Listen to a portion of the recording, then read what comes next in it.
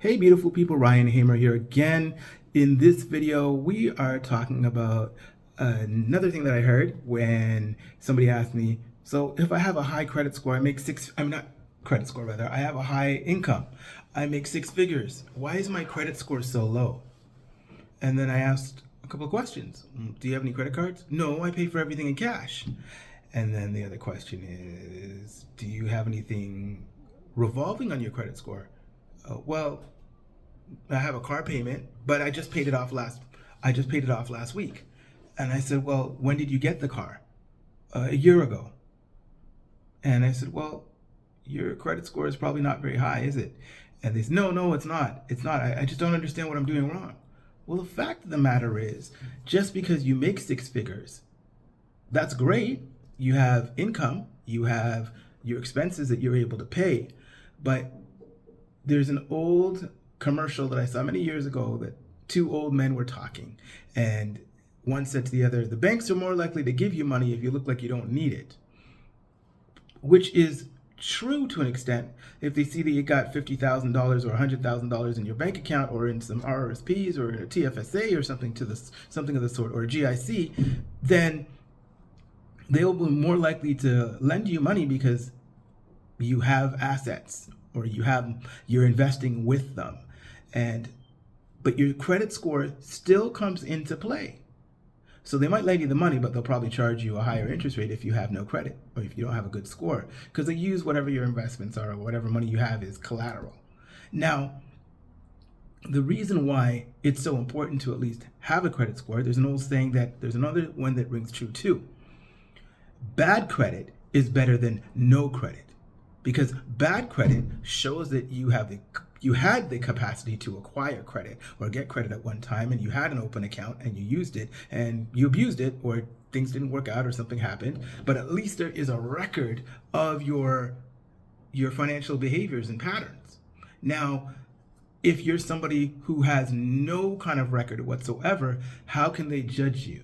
So you never had a credit card, never had a line of credit, never had a car loan, or didn't have loans that were around long enough to germinate and revolve, like roll over every single month, so that they could see a span of time in which you had a larger debt and then you actually used it and paid it off, right? It's like opening up a credit card with a $3,000, let's just say a $10,000 limit. You get a credit card, $10,000 limit, you use it for 10 months, and then you close it. Like, why would you close the credit card? I always ask this question whenever people tell me, oh, I closed this credit card because of such and such. And, invariably, they will have closed the credit card because they had an argument with a customer service rep, or they went into a bank and somebody treated them badly or what have you, and they think they're doing something by closing the card simply because of an argument or a disagreement or a dislike of an employee that they will never see again or have contact with or can completely avoid. And you're doing a great disservice to your whole credit profile by closing that account. Reason being is that account is contributing to your credit matrix, to your credit profile, to your utilization. And if you only have one credit card that's $10,000 and you have, say, a car loan or something like that, or say you have two credit cards, one's 10,000, one is 5,000, and the other one, one is like say 5,000, and you have a smaller one too, that's say 500. So that's three cards. You decide that you have the argument with the bank, that's the $10,000 one. You close that one.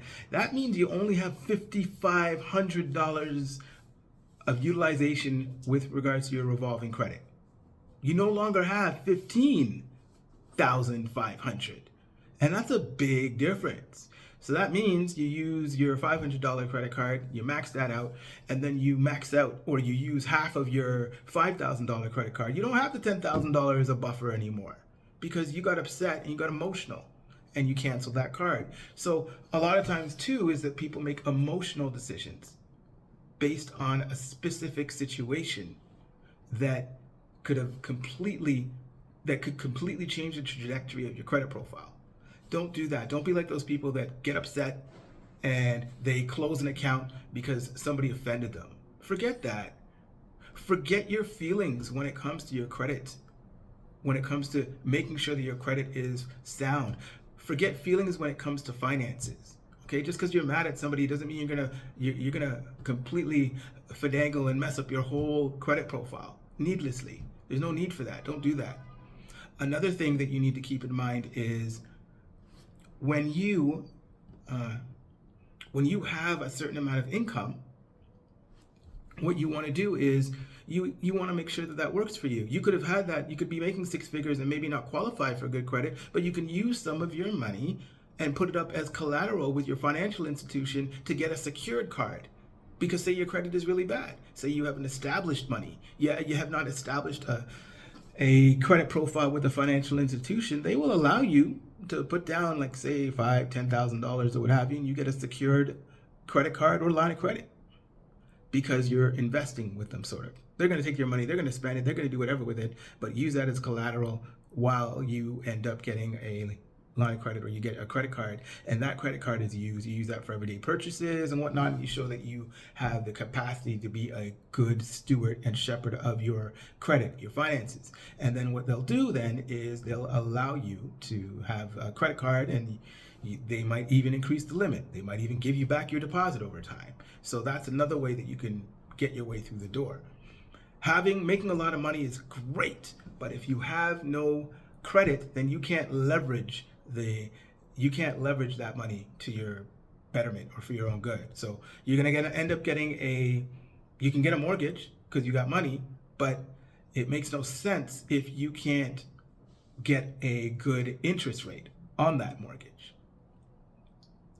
You have bad credit, or you have no credit, so it's going to be harder for you to get an apartment. You may make $90,000 to $100,000 a year, but if you can't even rent out an apartment because your credit is either non-existent or it's poor, then that's a problem too. So just because you have cash coming in, credit is equally as important. Credit is equally as important. They say cash is king, but like if cash is king, then credit is queen. So they go hand in hand. So that's also something you got to keep in mind. All right. Thanks for taking time to watch this video. I hope you got some value out of it, and I wish you a great day. Please feel free to like, share, and comment as usual.